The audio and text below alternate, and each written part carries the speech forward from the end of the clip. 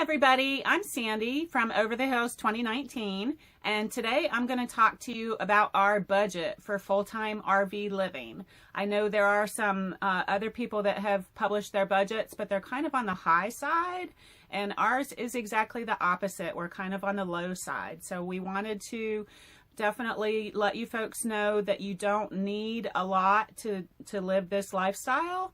So let's get into it.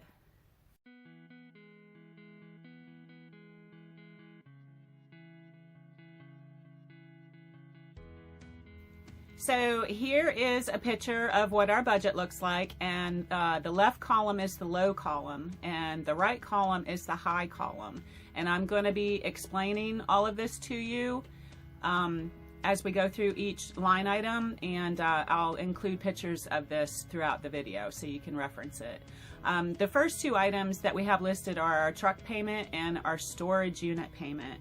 And I did not add these into the total on the bottom because I'm hoping most people don't have these payments. It would be preferable to start your RV living lifestyle debt-free. It makes it a lot easier, but I just wanted to reference this so you know what we're dealing with, and possibly if we do another how we make our money while we're on the road video, you'll understand how this works into the total that we're working with. So the next items are the truck insurance, the trailer insurance, and the cell phones.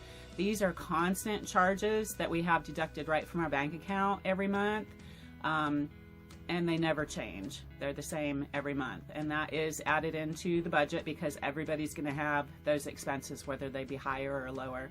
And on our insurances, if you guys are getting a better deal, please let me know. I don't think that ours are extremely high, but they might be a little bit higher than other folks's is. The next item on the list is groceries.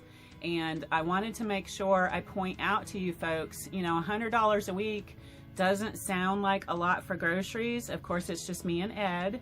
General's expenses are listed down below. But we eat really good. We eat good. We eat, you know, fresh foods, chicken, beef, salmon, tuna. We eat really good. So, you know, as long as you can find a Walmart or a Family Dollar or Dollar General or something to kind of supplement your grocery bill and keep the costs low, it really does help. We do most of our shopping at Walmart, whether it's, you know, if there's a Walmart in the town that we go to, or if there's a Walmart in a town that we pass through to get to our destination, we do try and do most of our shopping at Walmart. But again, Family Dollar and Dollar General both have really good grocery sections, and you can get a lot of your staples there. The next item is gas for the truck. Now this is a huge variable. We are currently wintering in Arizona, so we're not traveling. We don't have the travel days, and we're not doing a heck of a lot of exploring either. So, you know, on the low side, about $100 a month, $25 a week, if you were kind of being stationary. On the high side, it does go up to, you know, $500 a month, $125 a week. We figure on average our travel days cost about $75. So sometimes we will limit our travel and stay longer in a destination if we are over budget on our gas for the week or two that we're there. So that's definitely something to consider. It's going to be that way for everybody. Also, in the high side of the gas, you know, when we get to a new location and we want to do a bunch of exploring, we do have extra gas for the truck just for our exploring the area. So just to give you an example, when we're hauling the trailer, we get about 9 miles to the gallon. Sometimes if we get a good wind behind us, we can get 11 miles to the gallon. And when we're just driving the truck around, we can get as much as 22 miles to the gallon. We do have the EcoBoost feature in our truck, which it drops down to 4 cylinders if the 8 cylinders aren't needed to do your cruising speed. So there is quite a variation in gas mileage, with hauling our travel trailer versus not hauling it. So, you know, generally if we're doing a lot of traveling and a lot of exploring, the gas would be $200 a month for the exploring part, $50 a week, and $300 a month for the travel day part, $75 every time we travel, which is generally about once a week. We try to stay someplace for a week at a time just to keep our expenses kind of down. So just so you know, propane costs, that varies a little bit, but it's just like if you're in a sticks and bricks, you're not running the heat and the AC in the spring and in the fall, so your energy costs are lower, and it works the same for us here. So $40 minimum, you know, because the propane does run our refrigerator and our stove and our water heater and everything like that. We do definitely have a minimum propane usage just to run those appliances, even if we're not running heat or AC. So the $80 during the winter and in the summer would be for running the furnace or the little buddy heater that we have, either way, or running the generator so that we can run the air conditioner during the summer if it gets too hot. A lot of people will try to, you know, change your location, change your elevation, so you're not running into these temperature differences. And we, of course, do try to do that as well. But every once in a while, you get just caught off guard.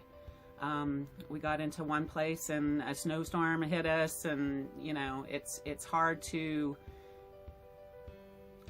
always be at 75 degrees. You are going to get caught off guard every once in a while.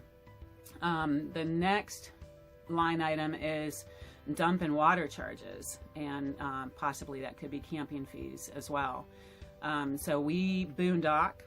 Our first year we stayed at a lot of RV parks, and, you know, didn't realize until kind of the end of the year that we had spent over $9,000 on RV parks that first year. That was totally out of our budget to do it the second year. We just didn't have the money to do it. So we started boondocking, but there are still fees involved in boondocking. You have to pay for a dump station, whether it be at a gas station or an RV park. A lot of times you have to pay for water, although we have been able to find a lot of free water, which is totally awesome. And every once in a while, you know, depending on where we're traveling, sometimes we do have to pay for a campground. Of course, we try to keep it, you know, as low as possible on the cost. You know, national parks and stuff like that we can get into at half price because Ed has the senior pass for America the Beautiful. And so, you know, the Army Corps of Engineers, those are really cheap also because they're national and we get half price. But sometimes we do have to pay for a campground because we just can't find a free spot. The next video that we're going to be doing after this about Mesa Verde, that's one of those situations. We thought we had a free spot and it just didn't work out, so we went to the campground that was nearby. So sometimes that does happen. The next line item is General's expenses. He's spoiled, very much spoiled. So his dog food and his biscuits are a little on the expensive side. So the $85 a month is for his expenses, and, you know, anything else that he would need. Sometimes we buy him like an elk antler or something like that, so that's his expenses. The miscellaneous, $100 a month. This is kind of just, you know, what's left out of the money that we have. And if we earn a little bit more money, we'll generally spend a little bit more money in miscellaneous. So this would include like haircuts, new sneakers. We like to buy magnets to put on our refrigerator at places that we visited. And if we don't have the money in our budget, we don't buy a magnet at that location. It's just one of those things. You can't spend more than you have. So that's pretty much what that includes. So, you know, bottom line, disregarding the truck payment and our storage unit that we have back home, we're spending about $1,000 a month to live like this, which I think is pretty awesome. We are comfortable. We have warmth, a cozy bed, good food, You know, we are comfortable and we're doing this on $1,000 a month. So I think it's important to share that with a lot of people who think that they may need more money than that to get by, and you really don't. I mean, we're having a great time and we are very comfortable. So just wanted to share that with you, and I hope that helps somebody out there. And if you have any questions or comments, or if there's something maybe I forgot to mention in the video, please point it out to me. And we try to answer all of our comments. It may take a few days, but we do try and answer them. So I hope you enjoyed the video, and we'll see you next time. Bye-bye.